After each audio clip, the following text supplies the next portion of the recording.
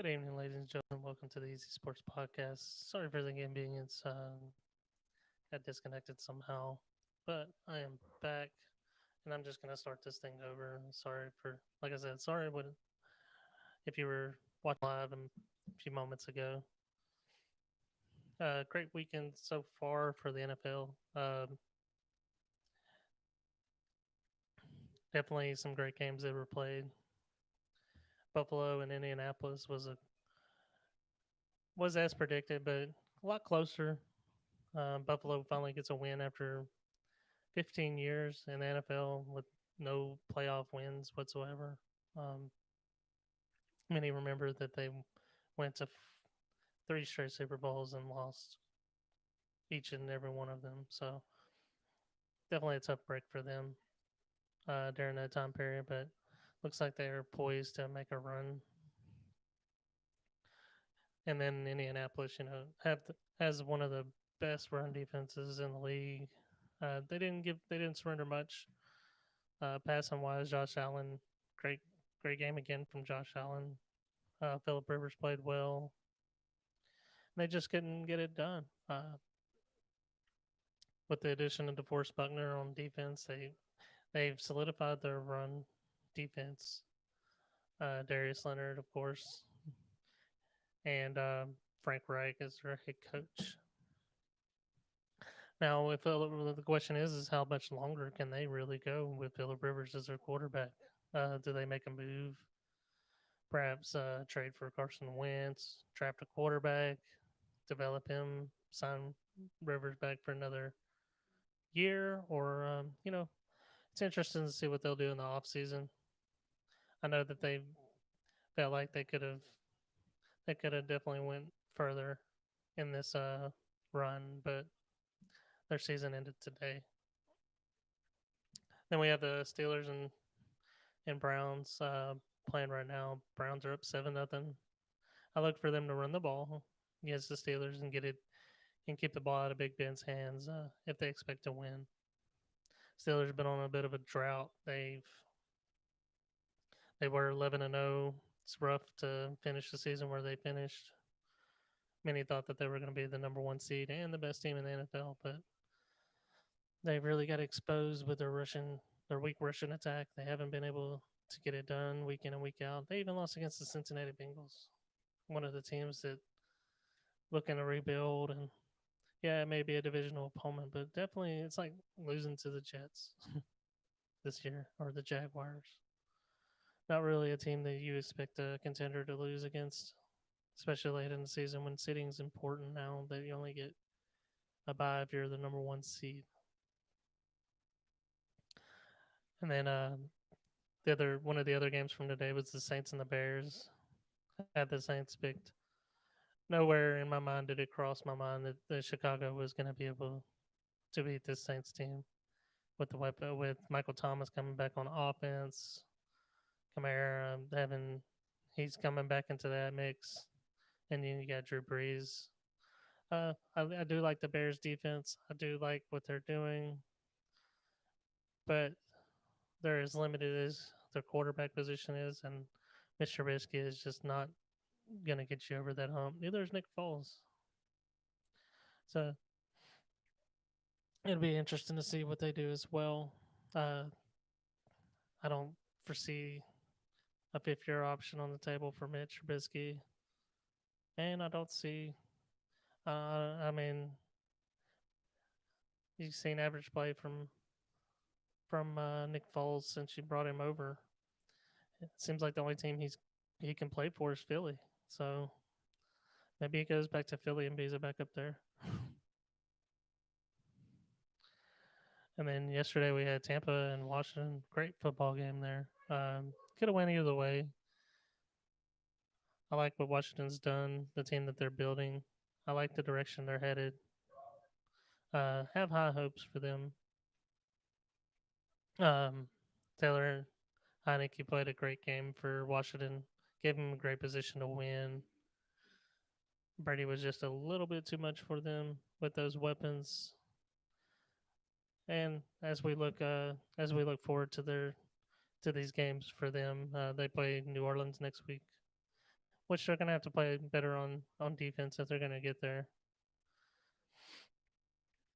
And then the Rams beat the Seahawks. That was I said it, and I said it before the game. I said if Jared Goff was to play, regardless of you know, he didn't really necessarily make the difference in this game, but he didn't turn the ball over. He took care of the football. He's definitely still ailing from that thumb. But the Rams defense showed out and showed up. Russell Wilson and Seahawks, they've been trending downward. At one point in time, they were the number one offense. I don't know what happened for them, but they they definitely have something to look back and reflect on going into the off season.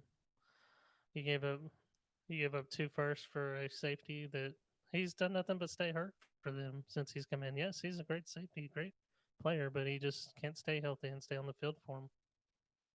He's playing with a torn labrum now as we speak. Um, well, not anymore. They're out, but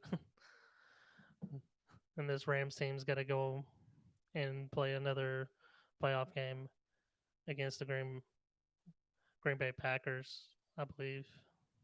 Yeah, they play against Green Bay because they're the lower seed, and this could be a bit of an embarrassment for them, especially if Jared's not ready.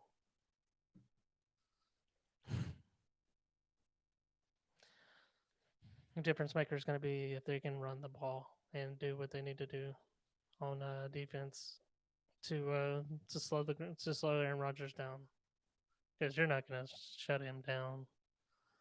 The Not seen too much of that this year. He's definitely the MVP of the league, no questions asked. The only player that I would have been close to giving it to would have been Derrick Henry this year because he had a great year as well. No player single handedly got him to a playoffs like he did. And then as far as this the rest of what the playoffs look like, as far as which teams we can expect to make a run at this. Of course, I felt that the NFC was a little bit decided beforehand. I thought that New Orleans and Green Bay were the teams to beat in the NFC. Uh, and now that Drew Brees is back behind the helm, there's no question that I think this is his final run. I don't foresee him playing beyond this year. I think this is it for him.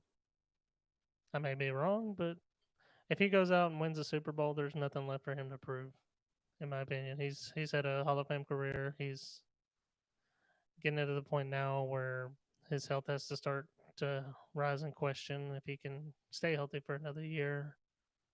Um, and then what pieces they got to pay. The salary cap's going down. Each, $22 million is a bit much for going to be seeing a bunch of these players that you would never think they're just going to get cut. They're going to get cut this year, or not get these mega long deals like they should. And then another full season of COVID.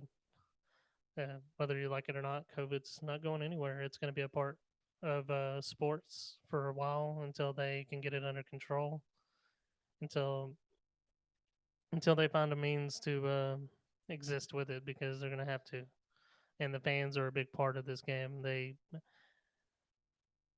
This sport strives on having fans and being able to. I mean, you got big stadiums. Why play in big stadiums if you're not going to have fans there to be supportive of their teams? They just have to take the necessary precautions before each game and go from there. I mean, the training camps, they were really hampered by COVID. So, and you saw it early on in the season, and how the fans not being there, how I think it affected the sport. This year put on the most scoring in NFL history by the 32 teams, and next year hopefully they have more in attendance. for these games.